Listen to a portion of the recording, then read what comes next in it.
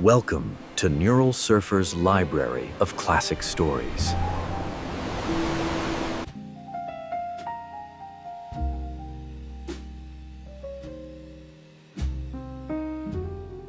The Horla, Guy de Maupassant, translated from French, with commentary crafted by David Christopher Lane.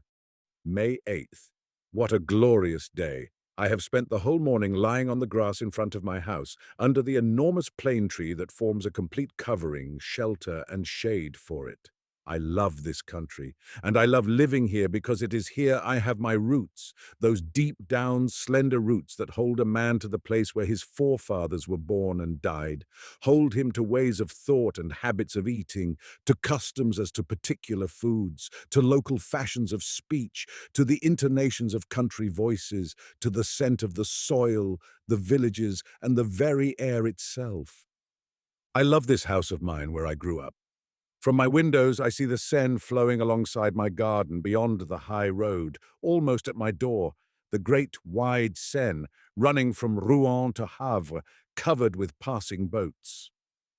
Away to the left, Rouen, the widespread town, with its blue roofs lying under the bristling host of Gothic belfries.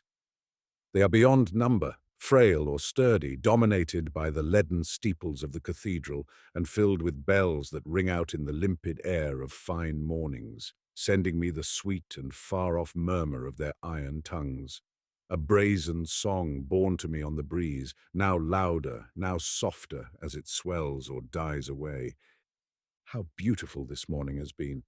Towards 11 o'clock, a long convoy of boats followed each other past my gate, behind a squat tug looking like a fly, and wheezing painfully as it vomited thick clouds of smoke.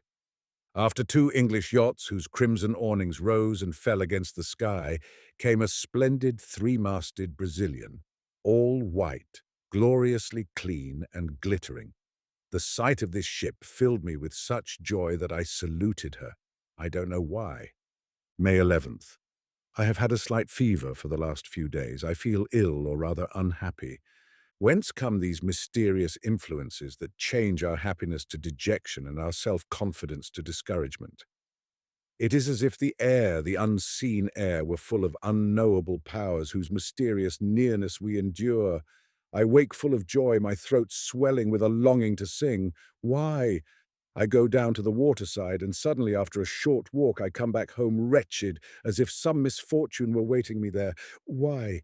Has a chill shudder, passing lightly over my skin, shaken my nerves and darkened my spirit? Have the shapes of the clouds, or the colour of the day, the ever-changing colour of the visible world, troubled my mind as they slipped past my eyes? Does anyone know? Everything that surrounds us, everything that we see unseeing, everything that we brush past unknowing, everything that we touch impalpably, everything that we meet unnoticing, has on us, on the organs of our bodies, and through them on our thoughts, on our very hearts, swift, surprising, and inexplicable effects. How deep it is, this mystery of the invisible! We cannot fathom it with our miserable senses, with our eyes that perceive neither the too small, nor the too great, nor the too near, nor the too distant, nor the inhabitants of a star, nor the inhabitants of a drop of water, with our ears that deceive us, transmitting the vibrations of the air to us as sonorous sounds.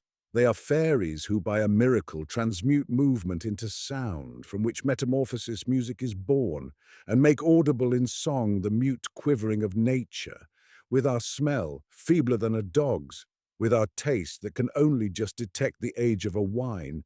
If only we had other organs to work other miracles on our behalf, what things we could discover round us. May 16th. I'm certainly ill. I've been so well since last month. I have a fever, a rotten fever, or rather a feverish weakness that oppresses my mind as wearily as my body. All day and every day I suffer this frightful sense of threatened danger, this apprehension of coming ill or approaching death, this presentiment, which is doubtless the warning signal of a lurking disease germinating in my blood and my flesh. May 18th. I have just consulted my doctor, for I was not getting any sleep. He found that my pulse is rapid, my eyes dilated, my nerves on edge, but no alarming symptom of any kind. I am to take douches and drink bromide of potassium. May 25th. No change. My case is truly strange. As night falls, an incomprehensible uneasiness fills me, as if the night concealed a frightful menace directed at me. I dine in haste, then I try to read, but I don't understand the words. I can hardly make out the letters. So I walk backwards and forwards in my drawing room, oppressed by a vague fear that I cannot throw off, fear of sleeping and fear of my bed. About 10 o'clock, I go up to my room. The instant I am inside the room, I double-lock the door and shut the windows. I am afraid. Of what? I never dreaded anything before. I open my cupboards. I look under my bed. I listen. Listen. To what? It's a queer thing that a mere physical ailment, some disorder in the blood perhaps, the jangling of a nerve thread, a slight congestion, the least disturbance in the functioning of this living machine of ours, so imperfect and so frail, can make a melancholic of the happiest of men and a coward of the bravest. Then I lie down and wait for sleep as if I were waiting to be executed. I wait for it, dreading its approach. My heart beats, my legs tremble, my whole body shivers in the warmth of the bedclothes, until the moment I fall suddenly on sleep, like a man falling into deep and stagnant waters, there to drown. Nowadays I never feel the approach of this perfidious sleep that lurks near me, spying on me, ready to take me by the hand, shut my eyes, steal my strength. I sleep for a long time, 2 or 3 hours, then a dream, no, a nightmare seizes me. I feel that I'm lying down and that I am asleep. I feel it, and I know it. And I feel, too, that someone approaches me, looks at me, touches me, climbs on my bed, kneels on my chest, takes my neck between his hands and squeezes with all his might, strangling me. I struggle madly in the grip of the frightful impotence that paralyzes us in dreams. I try to cry out. I can't. I try to move. I can't. Panting with the most frightful efforts, I try to turn round, to fling off this creature who is crushing and choking me. I can't do it. And suddenly I wake up, terrified, covered with sweat. I light a candle. I am alone. The crisis over, a crisis that happens every night, I fall at last into a quiet sleep until daybreak. June 2nd. My case has grown worse. What can be the matter with me? Bromide is useless. Douches are useless. Lately, by way of wearying a body already quite exhausted, I went for a tramp in the forest of Roumare. At first I thought that the fresh air, the clear, sweet air, full of the scents of grass and trees, was pouring a new blood into my veins and a new strength into my heart. I followed a broad glade, then I turned towards Beauville by a narrow walk between 2 ranks of immensely tall trees that flung a thick green roof, almost a black roof, between the sky and me. A sudden shudder ran through me, not a shudder of cold, but a strange shudder of anguish. I quickened my pace, uneasy at being alone in this wood, unreasonably, stupidly, terrified by the profound solitude. Abruptly, I felt that I was being followed, that someone was on my heels, as near, touching me. I swung round. I was alone. I saw behind me only the straight open walk, empty, high, terrifyingly empty. It stretched out in front of me too, as far as the eye could see, as empty and frightening. I shut my eyes. Why? And I began to turn round on my heel at a great rate, like a top. I almost fell. I opened my eyes again. The trees were dancing. The earth was swaying. I was forced to sit down. Then, I didn't know now which way I had been walking. Strange thought. Strange thought. I didn't know anything at all now. I took the right-hand way and found myself back in the avenue that had led me into the middle of the forest. June 3rd. The night has been terrible. I am going to go away for several weeks. A short journey will surely put me right. July 2nd. Home again. I am cured. I have had, moreover, a delightful holiday. I visited Mont Saint-Michel, which I didn't know. What a vision one gets, arriving at Avranches as I did towards dusk. The town lies on a slope, and I was taken into the public garden at the end of the city. A cry of astonishment broke from me. A shoreless bay stretched before me as far as I could see. It lay between opposing coasts that vanished in distant mist. And in the midst of this vast, tawny bay, under a gleaming golden sky, a strange hill, somber and peaked, thrust up from the sands at its feet. The sun had just sunk, and on a horizon still riotous with color was etched the outline of this fantastic rock that bore on its summit a fantastic monument. At daybreak I went out to it. The tide was low, as on the evening before, and as I drew near it, the miraculous abbey grew in height before my eyes. After several hours walking, I reached the monstrous pile of stones that supports the little city dominated by the great church. I clambered up the steep, narrow street. I entered the most wonderful Gothic dwelling made for God on this earth, as vast as a town, with innumerable low rooms hollowed out under the vaults and high galleries slung over slender columns. I entered this gigantic granite jewel, as delicate as a piece of lace, pierced everywhere by towers and airy belfries where twisting stairways climb, towers and belfries that by day against a blue sky and by night against a dark sky lift strange heads, bristling with chimeras, devils, fantastic beasts and monstrous flowers, and are linked together by slender carved arches. When I stood on the top, I said to the monk who accompanied me, "What a glorious place you have here, Father." "We get strong winds," he answered, and we fell into talk as we watched the incoming sea run over the sand and cover it with a steel cuirass. The monk told me stories, all the old stories of this place, legends, always legends. One of them particularly impressed me. The people of the district, those who lived on the mount, declared that at night they heard voices on the sands, followed by the bleating of two she-goats, one that called loudly and one calling softly. Unbelievers insisted that it was the crying of seabirds which at one and the same time resembled bleatings and the wailing of human voices. But benighted fishermen swore that they had met an old shepherd wandering on the dunes between two tides, round the little town flung so far out of the world. No one ever saw the head hidden in his cloak. He led, walking in front of them, a goat with the face of a man and a she-goat with the face of a woman. Both of them had long white hair and talked incessantly, disputing in an unknown tongue, then abruptly ceased crying to begin a loud bleating. "Do you believe it?" I asked the monk. He murmured, "I don't know." "If," I went on, "there existed on the earth beings other than ourselves, why have we not long ago learned to know them? Why have you yourself not seen them? Why have I not seen them myself?" He answered, "Do we see the 100,000th part of all that exists? Think, there's the wind, the greatest force in nature, which throws down men, shatters buildings, uproots trees, stirs up the sea into watery mountains, destroys cliffs and tosses the tall ships against the shore, the wind that kills, whistles, groans, roars. Have you seen it? Can you see it? Nevertheless, it exists." Before his simple reasoning, I fell silent. This man was either a seer or a fool. I should not have cared to say which, but I held my peace.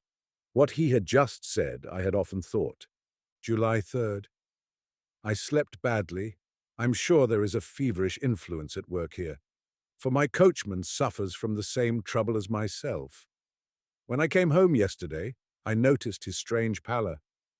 "What's the matter with you, Jean?" I demanded. "I can't rest these days, sir. I'm burning the candle at both ends. Since you went away, sir, I haven't been able to throw it off. The other servants are all right, however, but I am terrified of getting caught by it again. July 4th. It has surely caught me again. My old nightmares have come back. Last night I felt crouching on me someone who presses his mouth on mine and drinks my life between my lips. Yes, he sucked it from my throat like a leech. Then he rose from me, replete, and I awoke, so mangled, bruised, enfeebled that I could not move. If this goes on for many days more, I shall certainly go away again. July 5th. Have I lost my reason? What has just happened, what I saw last night, is so strange that my head reels when I think of it. Following my invariable custom in the evenings, I had locked my door. Then, feeling thirsty, I drank half a glass of water, and I happened to notice that my carafe was filled up right to its crystal stopper. I lay down after this and fell into one of my dreadful slumbers. from which I was jerked about 2 hours later by a shock more frightful than any of the others. Imagine a sleeping man who has been assassinated and who wakes with a knife through his lung, with the death rattle in his throat covered with blood, unable to breathe, and on the point of death, understanding nothing. And there you have it. When I finally recovered my sanity, I was thirsty again. I lit a candle and went towards the table where I had placed my carafe. I lifted it and held it over my glass. Not a drop ran out. It was empty. It was completely empty. At first I simply didn't understand. Then all at once a frightful rush of emotion so overwhelmed me that I was forced to sit down, or say rather that I fell into a chair. Then I leapt up again and looked round me. Then I sat down again, lost in surprise and fear, in front of the transparent crystal. I gazed at it with a fixed stare, seeking an answer to the riddle. My hands were trembling. Had someone drunk the water? Who? I? It must have been me. Who could it have been but me? So I was a somnambulist, all unaware I was living the mysterious double life that raises the doubt whether there be not two selves in us, or whether, in moments when the spirit lies unconscious, an alien self, unknowable and unseen, inhabits the captive body that obeys this other self as it obeys us, obeys it more readily than it obeys us. Oh, can anyone understand my frightful agony? Can anyone understand the feelings of a sane-minded, educated, thoroughly rational man staring in abject terror through the glass of his carafe, where the water has disappeared while he slept? I remained there until daylight, not daring to go back to bed. July 6th. I am going mad. My carafe was emptied again last night, or rather I emptied it. But is it I? Is it I? Who can it be? Who? Oh my God, am I going mad? Who will save me? July 10th. I have just made some astonishing experiments. Listen. On the 6th of July, before lying down in bed, I placed on my table wine, milk, water, bread, and strawberries. Someone drank. I drank. All the water and a little of the milk. Neither the wine, nor the bread, nor the strawberries were touched. On the 7th of July, I made the same experiment and got the same result. On the 8th of July, I left out the water and the milk. Nothing was touched. Finally, on the 9th of July, I placed only the water and milk on my table, taking care to wrap the carafes in white muslin cloths and to tie down the stoppers. Then I rubbed my lips, my beard and my hands with a charcoal pencil and lay down. The usual overpowering sleep seized me, followed shortly by the frightful wakening. I had not moved. My bedclothes themselves bore no marks. I rushed towards my table. The cloths wrapped round the bottles remained spotless. I untied the cords, shaking with fear. All the water had been drunk. All the milk had been drunk. Oh, my God. I'm leaving for Paris at once. July 13th! Paris! I suppose I lost my head during the last few days. I must have been the sport of my disordered imagination unless I really am a somnambulist or have fallen under one of those indubitable but hitherto inexplicable influences that we call suggestions. However that may be, my disorder came very near to lunacy, and 24 hours in Paris have been enough to restore my balance. Yesterday I went to the races and made various calls. I felt myself endowed with new vital strength, and I ended my evening at the Théâtre Français. They were presenting a play by the younger Dumas, and his alert, forceful intelligence completed my cure. There can be no doubt that loneliness is dangerous to active minds. We need round us men who think and talk. When we live alone for long periods, we people the void with phantoms. I returned to the hotel in high spirits, walking along the boulevards. Amid the jostling of the crowd, I thought ironically on my terrors, on my hallucinations of a week ago, when I had believed that an invisible being dwelt in my body. How weak and shaken and speedily unbalanced our brains are immediately they are confronted by a tiny, incomprehensible fact. Instead of coming to a conclusion in these simple words, I do not understand because the cause eludes me. At once we imagine frightening mysteries and supernatural powers. July 14th, Fête de la République. I walked through the streets. The rockets and the flags filled me with a childish joy. At the same time, it is vastly silly to be joyous on a set day by order of the government. The mob is an imbecile herd, as stupid in its patience as it is savage when roused. You say to it, enjoy yourself, and it enjoys itself. You say to it, go and fight your neighbor. It goes to fight. You say to it, vote for the emperor. It votes for the emperor. Then you say to it, vote for the republic, and it votes for the republic. Its rulers are as besotted, but instead of obeying men, they obey principles, which can only be half-baked, sterile, and false, insomuch as they are principles, that is to say, ideas reputed certain and immutable in this world where nothing is sure, since light and sound are both illusions. July 16th. Yesterday, I saw some things that have profoundly disturbed me. I dined with my cousin, Madame Sablé, whose husband commands the 76th Light Horse at Limoges. At her house, I met two young women, one of whom has married a doctor, Dr. Parent, who devotes himself largely to nervous illnesses and the extraordinary discoveries that are the outcome of the recent experiments in hypnotism and suggestion. He told us at length about the amazing results obtained by English scientists and by the doctors of the Nancy School. The facts that he put forward struck me as so fantastic that I confess myself utterly incredulous. We are, he declared, on the point of discovering one of the most important secrets of nature. I mean one of the most important secrets on this earth, for there are certainly others as important away yonder in the stars.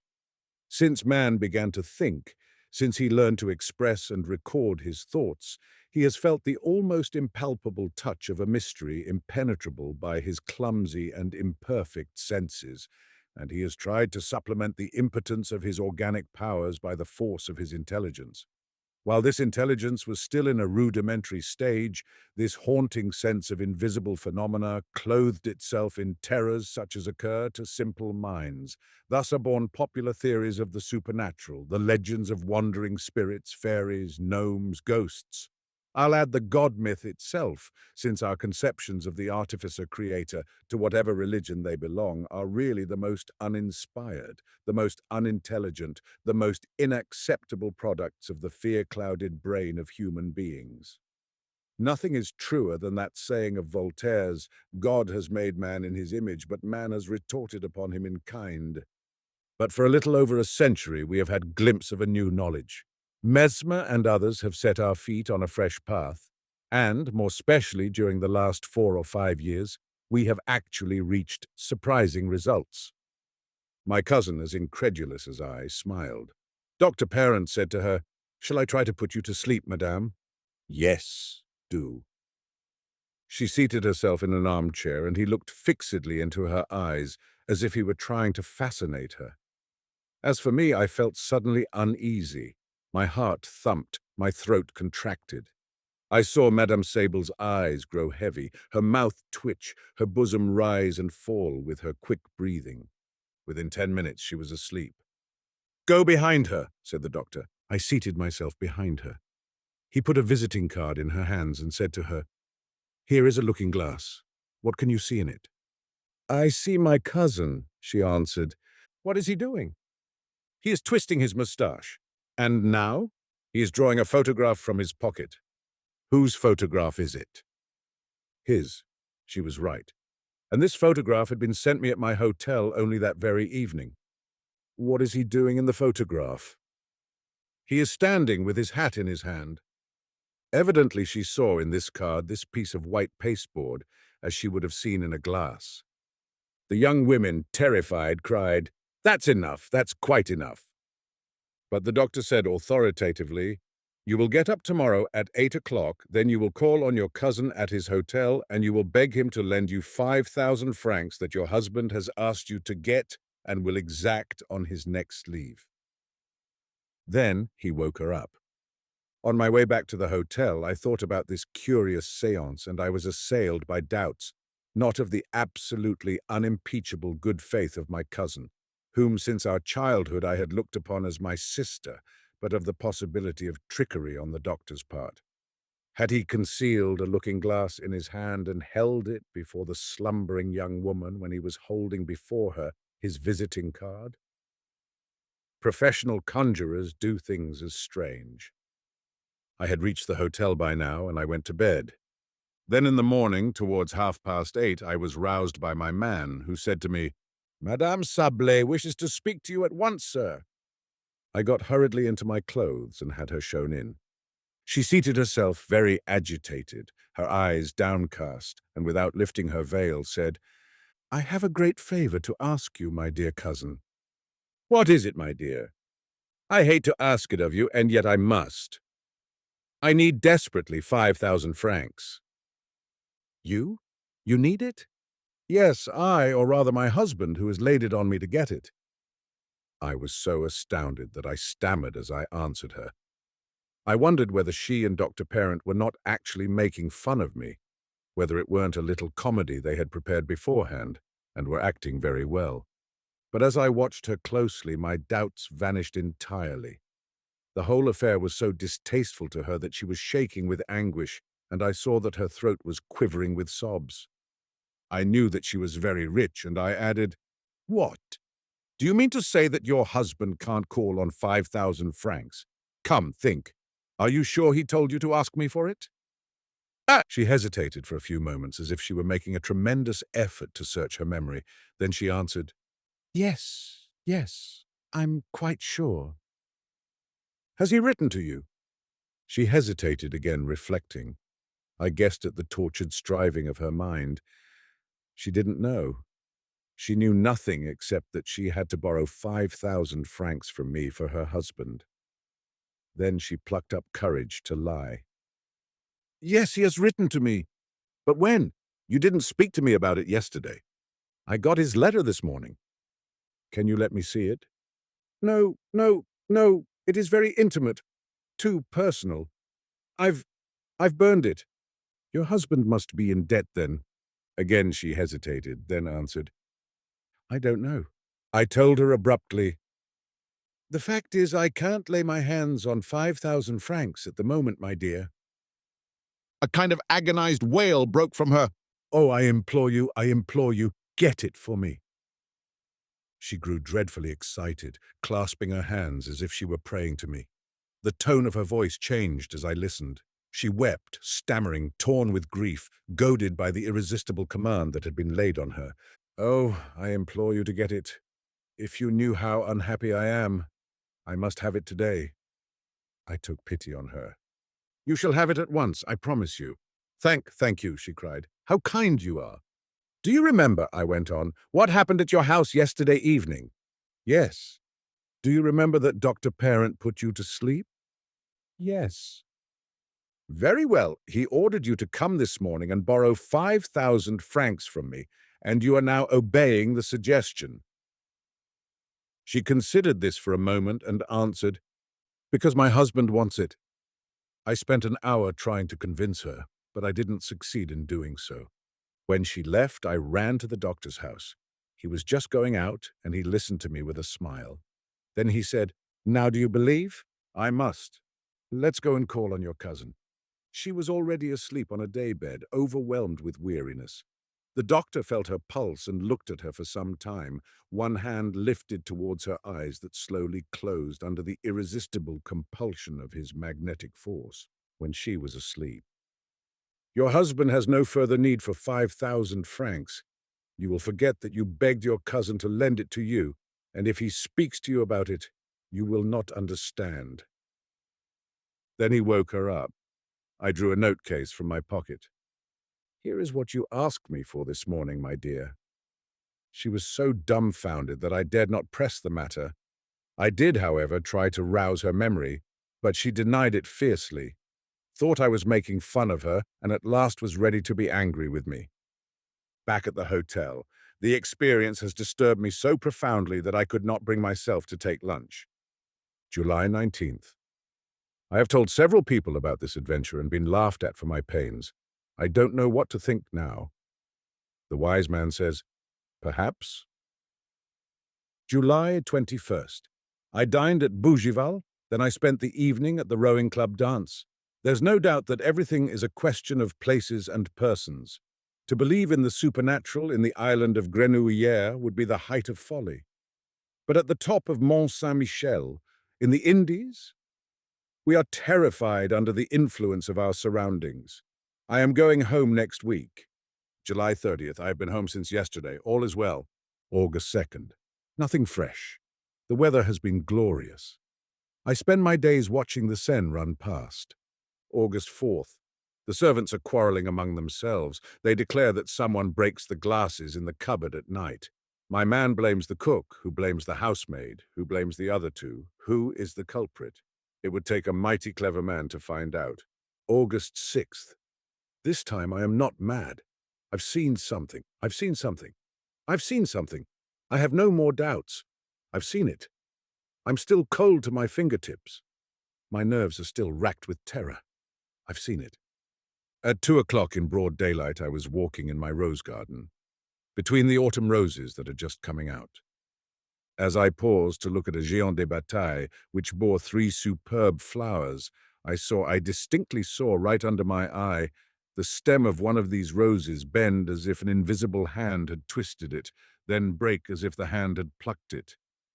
Then the flower rose, describing in the air the curve that an arm would have made carrying it towards a mouth, and it hung suspended in the clear air, quite alone, motionless, a terrifying scarlet splash 3 paces from my eyes. I lost my head and flung myself on it, grasping at it. My fingers closed on nothing. It had disappeared. Then I was filled with a savage rage against myself. A rational, serious-minded man simply does not have such hallucinations. But was it really an hallucination? I turned round to look for the flower, and my eyes fell on it immediately. It had just been broken off and was lying between the 2 roses that still remained on the branch. Then I went back to the house, my senses reeling. Now I was sure as I am that day follows night, that there lived at my side an invisible being who fed on milk and water, who could touch things, take them, move them from one place to another, endowed therefore with a material nature, imperceptible to our senses though it was, and living beside me, under my roof. August 7th. I slept quietly. He has drunk the water from my carafe, but he did not disturb my sleep. I wonder if I am mad. Sometimes as I walk in the blazing sunshine along the riverbank, I am filled with doubts of my sanity. Not the vague doubts I have been feeling, but precise and uncompromising doubts. I have seen madmen. I have known men who were intelligent, lucid, even exceptionally clear-headed in everything in life but on one point. They talk quite clearly, easily, and profoundly about everything, until suddenly their mind ran onto the rocks of their madness, and was there rent in pieces, strewn to the winds and foundered in the fearful raging sea, filled with surging waves, fogs, squalls, that we call insanity. I should certainly have thought myself mad, absolutely mad, if I were not conscious, if I were not perfectly aware of my state of mind, if I did not get to the bottom of it and analyze it with such complete clearness. I must be, in fact, no worse than a sane man troubled with hallucinations. There must be some unknown disturbance in my brain, one of those disturbances that modern physiologists are trying to observe and elucidate, and this disturbance has opened a deep gulf in my mind, in the orderly and logical working of my thoughts. Similar phenomena take place in a dream that drags us through the most unreal phantasmagoria without sowing the least surprise in our minds because the mechanism of judgment, the controlling censor, is asleep, while the imaginative faculty wakes and works. Can one of the invisible strings that control my mental keyboard have become muted? Sometimes, after an accident, a man loses his power to remember proper names or verbs or figures or only dates. The localization of all the different faculties of the mind is now proved. Is there anything surprising, therefore, in the idea that my power of examining the unreality of certain hallucinations has ceased to function in my brain just now? I thought of all this as I walked by the side of the water. The sunlight flung a mantle of light across the river, clothing the earth with beauty, filling my thoughts with love of life, of the swallows whose swift flight is a joy to my eyes, of the riverside grasses whose shuddering whisper contents my ears. Little by little, however, I fell prey to an inexplicable uneasiness. I felt as though some force, an occult force, were paralyzing my movements, halting me, hindering me from going on any further, calling me back. I was oppressed by just such an unhappy impulse to turn back as one feels when a beloved person has been left at home ill, and one is possessed by a foreboding that the illness has taken a turn for the worse. So in spite of myself, I turned back, sure that I should find bad news waiting in my house, a letter or a telegram. There was nothing, and I was left more surprised and uneasy than if I had had yet another fantastic vision. August 8th. Yesterday I spent a frightful night. He did not manifest himself again, but I felt him near me, spying on me, watching me, taking possession of me, dominating me, and more to be feared when he hid himself in this way than if he gave notice of his constant invisible presence by supernatural phenomena. However, I slept. August 9th. Nothing, but I am afraid. August 10th. Nothing. What will happen tomorrow? August 11th. Still nothing. I can't remain in my home any longer with this fear and these thoughts in my mind. I shall go away. August 12th. 10 o'clock in the evening. I have been wanting to go away all day. I can't. I have been wanting to carry out the easy, simple act that will set me free. Go out. Get into my carriage to go to Rouen. I can't. Why? August 13th. Under the affliction of certain maladies, all the resources of one's physical being seem crushed, all one's energy exhausted, one's muscles relaxed, one's bones grown as soft as flesh, and one's flesh turned to water. In a strange and wretched fashion, I suffer all these pains in my spiritual being. I have no strength, no courage, no control over myself, no power even to summon up my will. I can will nothing, but someone wills for me, and I obey. August 14th. I am lost. Someone has taken possession of my soul and is master of it. Someone orders all my acts, all my movements, all my thoughts. I am no longer anything. I am only a spectator, enslaved and terrified by all the things I do. I wish to go out. I cannot. He does not wish it, and I remain, dazed, trembling in the armchair where he keeps me seated. I desire no more than to get up, to raise myself so that I can think I am master of myself again. I can't do it. I am riveted to my seat, and my seat is fast to the ground in such fashion that no force could lift us. Then, all at once, I must go to the bottom of my garden and pick strawberries and eat them. Oh, my God, my God, my God! Is there a God? If there is one, deliver me, save me, help me, pardon me, pity me, have mercy on me, how I suffer, how I am tortured, how terrible this is. August 15th. Well, think how my poor cousin was possessed and overmastered when she came to borrow 5,000 francs from me. She submitted to an alien will that had entered into her, as if it were another soul, a parasitic, tyrannical soul. Is the world coming to an end? But what is this being? This invisible being who is ruling me? This unknowable creature? This wanderer from a supernatural race? So unseen ones exist. Then why is it that since the world began they have never manifested themselves in so unmistakable a fashion as they are now manifesting themselves to me? I have never read of anything like the things that are happening under my roof. If I could only leave it, if I could go away, fly far away and return no more, I should be saved, but I can't. August 16th. Today I was able to escape for 2 hours, like a prisoner who finds the door of his cell accidentally left open. I felt that I was suddenly set free, that he had withdrawn himself. I ordered the horses to be put in the carriage as quickly as possible, and I reached Rouen. Oh, what a joy it was to find myself able to tell a man, "Go to Rouen," and be obeyed. I stopped at the library, and I asked them to lend me the long treatise of Dr. Hermann Herestauss on the unseen inhabitants of the antique and modern worlds. Then, just as I was getting back into my carriage with the words, "To the station," on my lips, I shouted. I didn't speak, I shouted, in a voice so loud that the passers-by turned round, "Home!" And I fell, overwhelmed with misery, onto the cushions of my carriage. He had found me again and taken possession once more. August 17th. What a night! What a night! Nevertheless, it seems to me that I ought to congratulate myself. I read until 1 o'clock in the morning.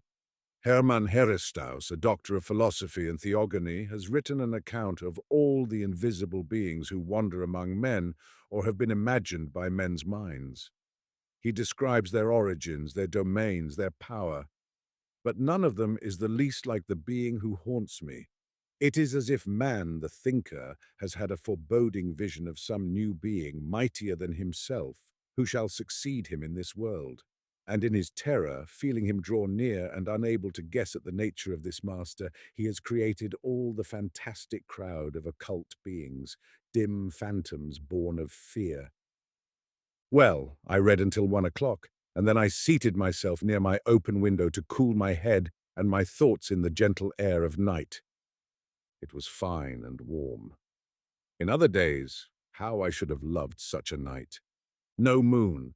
The stars wavered and glittered in the black depths of the sky. Who dwells in these worlds? What forms of life, what living creatures, what animals or plants do they hold? What more than we do the thinkers in those far-off universes know?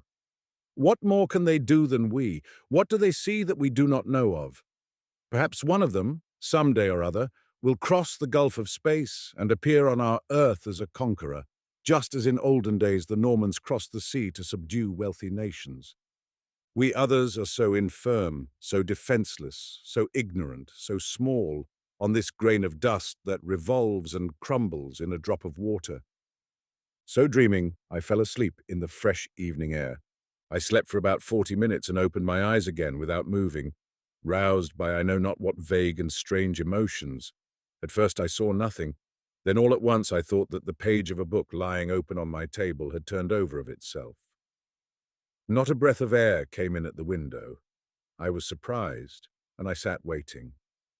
About 4 minutes later, yes, I saw with my own eyes, another page come up and turn back on the preceding one, as if a finger had folded it back. My armchair was empty, seemed empty, but I realized that he was there, he sitting in my place and reading. In one wild spring, like the spring of a maddened beast resolved to eviscerate his trainer, I crossed the room to seize him and crush him and kill him, but before I had reached it, my seat turned right over as if he had fled before me, my table rocked, my lamp fell and was extinguished, and my window slammed shut as if I had surprised a malefactor who had flung himself out into the darkness, tugging at the sashes with all his force. So he had run away. He had been afraid of me. Me!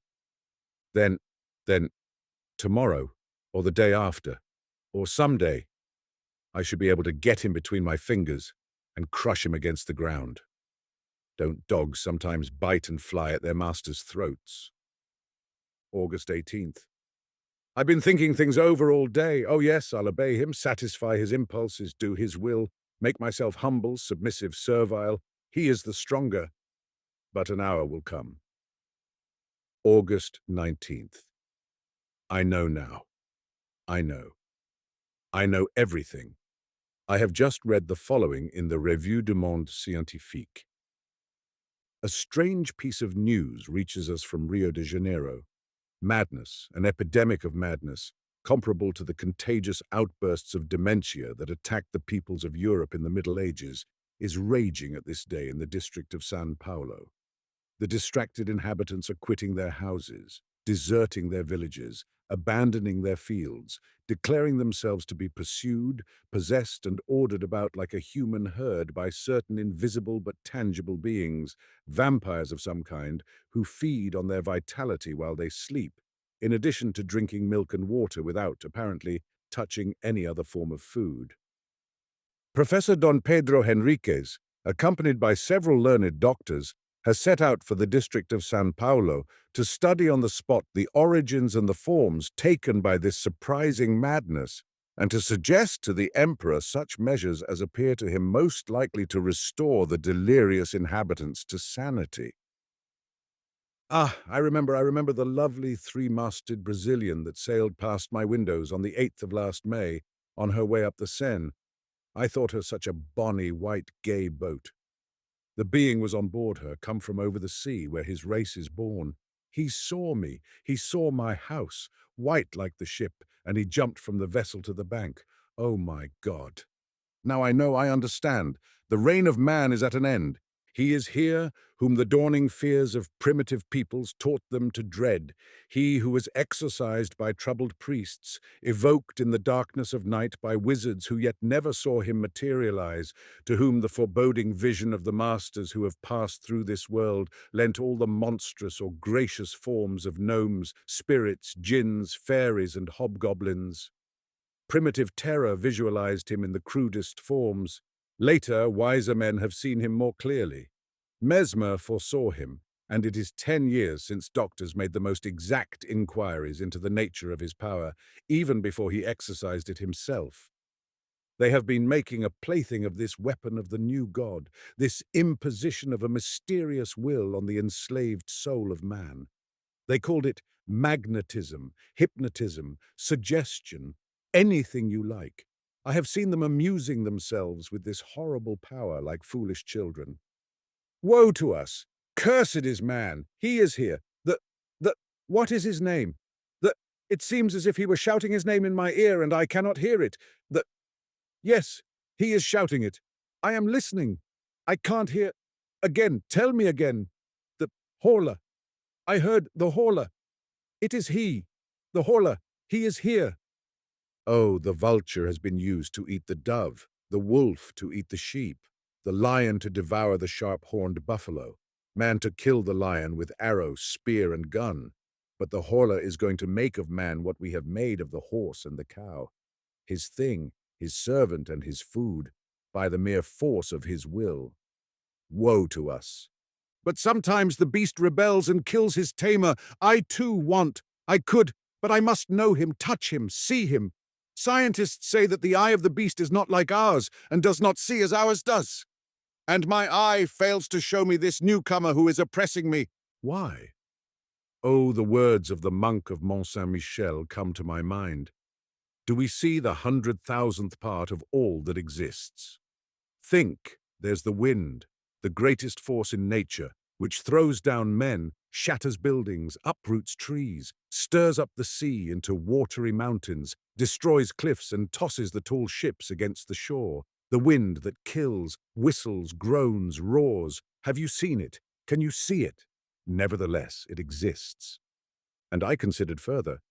My eye is so weak, so imperfect, that it does not distinguish even solid bodies that have the transparency of glass. If a looking-glass that has no foil backing bars my path, I hurl myself against it as a bird that has got into a room breaks its head on the window pane. How many other things deceive and mislead my eye? Then what is there to be surprised at in its failure to see a new body that offers no resistance to the passage of light? A new being! Why not? He must assuredly come. Why should we be the last? Why is he not seen of our eyes as are all the beings created before us? Because his form is nearer perfection, his body finer and completer than ours.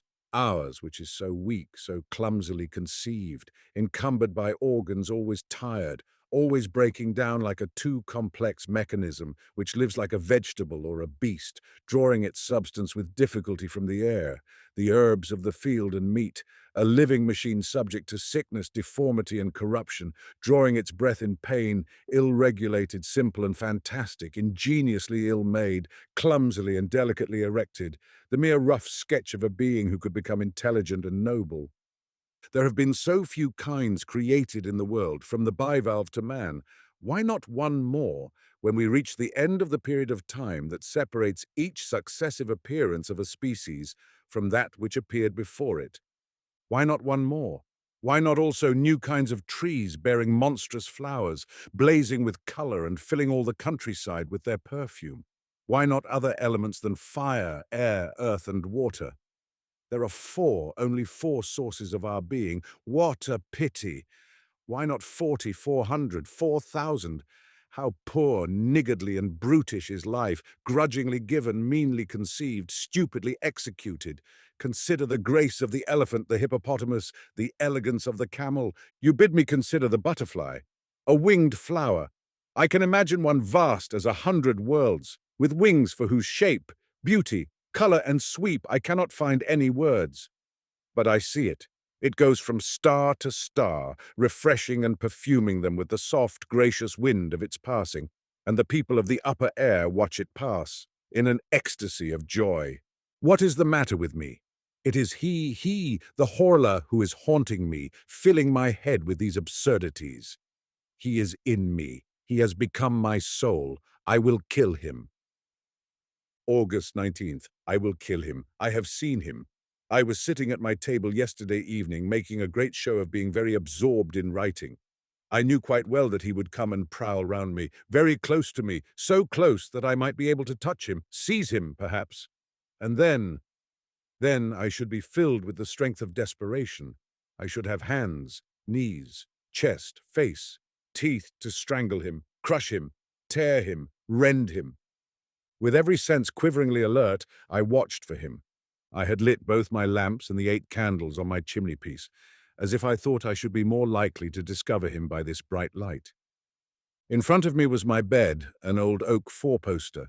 On my right, the fireplace. On my left, my door carefully shut, after I had left it open for a long time to attract him. Behind me, a very tall cupboard with a mirror front, which I used every day to shave and dress by, and in which I always regarded myself from head to foot whenever I passed in front of it. Well, I pretended to write to deceive him because he was spying on me, too.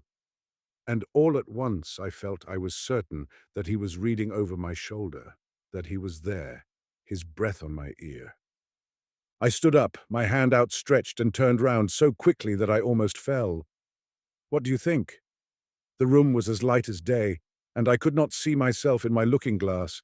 It was empty, transparent, deep, filled with light. I was not reflected in it, and I was standing in front of it. I could see the wide, limpid expanse of glass from top to bottom, and I stared at it with a distraught gaze. I daren't move another step. I daren't make another movement. Nevertheless, I felt that he was there, whose immaterial body had swallowed up my reflection, but that he would elude me still. How frightened I was! A moment later, my reflection began to appear in the depths of the looking-glass, in a sort of mist, as if I were looking at it through water. This water seemed to flow from left to right, slowly, so that moment by moment my reflection emerged more distinctly. It was like the passing of an eclipse. The thing that was concealing me appeared to possess no sharply defined outlines, but a kind of transparent opacity that gradually cleared.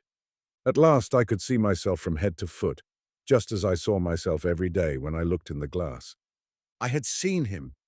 The horror of it is still on me, making me shudder. August 20th. How can I kill him, since I can't touch him? Poison? But he would see me put it in the water. And besides, would our poisons affect an immaterial body? No, they certainly would not. Then how? How? August 21st. I have sent for a locksmith from Rouen and ordered him to fit my room with iron shutters, such as they have in certain hotels in Paris to keep out robbers. He is to make me also a similar sort of door. Everyone thinks me a coward, but much I care for that. September 10th. Rouen, Hotel Continental. It is done. It is done. But is he dead? My brain reels with what I have seen. Yesterday the locksmith put up my iron shutters and my iron door, and I left everything open until midnight, although it began to get cold. All at once I felt his presence, and I was filled with joy, a mad joy. I rose slowly to my feet and walked about the room for a long time so that he should suspect nothing. Then I took off my boots and carelessly drew on my slippers. Then I closed my iron shutters, and sauntering back towards the door, I double-locked it too. Then I walked back to the window and secured it with a padlock, putting the key in my pocket. Suddenly I realized that he was prowling anxiously round me. He was afraid now and commanding me to open them for him. I almost yielded. I did not yield, but leaning on the door, I set it ajar just wide enough for me to slip out backwards, and as I am very tall, my head touched the lintel. I was sure that he could not have got out, and I shut him in, alone, all alone. Thank God I had him. Then I ran downstairs. In the drawing-room, which is under my room, I took both my lamps and emptied the oil all over the carpet and the furniture, everything. Then I set it on fire, and I fled after having double-locked the main door. And I went and hid myself at the bottom of my garden in a grove of laurels. How long it took. How long. Everything was dark, silent, still, not a breath of air, not a star. Mountains of unseen clouds that lay so heavily on my spirit. I kept my gaze fixed on my house and waited. How long it took. I was beginning to think that the fire had died out of itself, or that he had put it out, when one of the lower windows fell in under the fierce breath of the fire, and a flame, a great red and yellow flame, a long, curling, caressing flame, leapt up the white wall and pressed its kiss on the roof itself. A flood of light poured over trees, branches, leaves, and with that a shudder of fear ran through them. The birds woke, a dog howled. I thought the dawn was at hand. In a moment, 2 more windows burst into flame, and I saw that the lower half of my house was now one frightful furnace. But a cry, a frightful, piercing, agonized cry, a woman's cry, stabbed the night, and 2 skylights opened. I had forgotten my servants. I saw their distraught faces and their wildly waving arms. Then, frantic with horror, I began to run towards the village, shouting, "Help! Help! Fire! Fire!" I met people already on their way to the house, and I turned back with them to look at it. By now, the house was no more than a horrible and magnificent funeral pyre, a monstrous pyre lighting up the whole earth, a pyre that was consuming men and consuming him, my prisoner, the new being, the new master, the Horla. The whole roof fell in with a sudden crash, and a volcano of flames leaped to the sky. Through all the windows open on the furnace, I saw the fiery vat, and I reflected that he was there in this oven, dead. Dead. Perhaps his body? Perhaps that body through which light fell could not be destroyed by the methods that kill our bodies? Suppose he is not dead? Perhaps only time has power over the invisible and dreadful one. Why should this transparent, unknowable body, this body of the spirit, fear sickness, wounds, infirmity, premature destruction, the source of all human dread? After man, the Horla. After him, who can die any day, any hour, any moment by accidents of all kinds, comes he who can only die in his appointed day, hour, and moment, when he has attained the limit of his existence. No, I know. He is not dead, so I must kill myself now.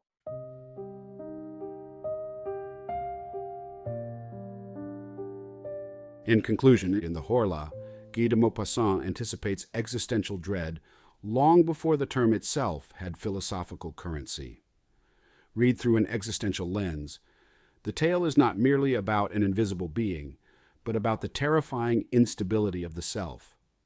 The narrator begins rooted, anchored in land, lineage, habit. His identity feels continuous and secure.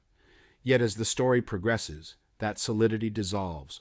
What disturbs him most is not the bending rose or the emptied carafe, but the erosion of authorship over his own thoughts.